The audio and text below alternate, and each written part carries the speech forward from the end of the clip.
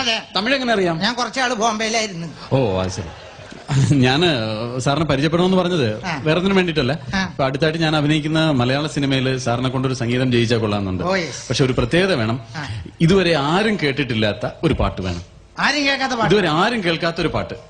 ഞാൻ കഴിഞ്ഞ ആഴ്ച കമ്പോസ് ചെയ്തൊരു ഗാനമുണ്ട്. ആരും കേൾക്കാത്തതായിരിക്കും. ആരും കേട്ടിട്ടില്ല. അന്ന് കേട്ടോ നോക്കി അങ്ങനെ ഉണ്ടെന്ന് കേൾക്ക്. ശരി.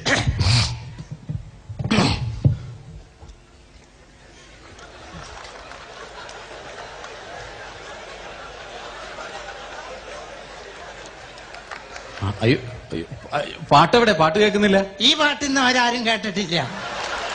ഇത് പുഷ്പവിമാനം എന്ന് പറഞ്ഞ പാടത്തിലെ പാട്ടാണ്. ഓ അത് ശരി. അയ്യോ അത് പറ്റില്ല. ഇതുവരെ ആരും കേട്ടിട്ടുണ്ടാവുകയും ചെയ്യരുത്. എന്നാ എനിക്ക് ഇപ്പൊ കേൾക്കും വേണം. അങ്ങനത്തെ പാട്ട് വേണം. ഇപ്പൊ കേൾക്കണം. സാറ് തന്നെ ഒരുപാട് ത്രില്ലിംഗ് ആയുള്ള പാട്ടുകൾ ചെയ്തിട്ടുണ്ടല്ലോ. അങ്ങനത്തെ ഒരു പാട്ട് വേണം. ഓ ശരി. നല്ല ത്രില്ലിംഗ് ഉള്ള പാട്ട്. നല്ല ത്രില്ലിംഗ്, നല്ല തെറിച്ചു പോണ പാട്ട്. അതെ. മുറുക്കി പിടിച്ചിരുന്നോ? ശരി. അല്ലെങ്കിൽ തെറിച്ചു പോകും. ഞാൻ തന്നെ കമ്പോസ് ചെയ്തൊരു ഗാനം, തണുപ്പത്ത് പാടുന്ന ഗാനം. സൗണ്ട് എന്ന് പറഞ്ഞാൽ ചില്ല് ചില്ലിന്നിരിക്കും. പട്ടി കനാലിലും ഉള്ള സൗണ്ട്. ചിക്കപ്പൊക്ക് റെയിലേ കല്ലക്കെട്ട് പാറത്തെ സ്റ്റൈലേ ചിക്കവാറ് മയിലേ ഇപ്പൊ ഓക്കെ ഞാൻ അടിക്കൂല്ലോ. അയ്യോ ഇത് ഞാൻ ഒരുപാട് കേട്ടിട്ടുള്ളതാണ്. ഇത് പോരാ, വേറൊരു വെറൈറ്റി വേണം. വെറൈറ്റി വേണം. വെറൈറ്റി ആയിരിക്കണം. വെറൈറ്റി. ഇത് വെറൈറ്റി ആക്കണം. അതെ അതെ. പാടിത്തരാം.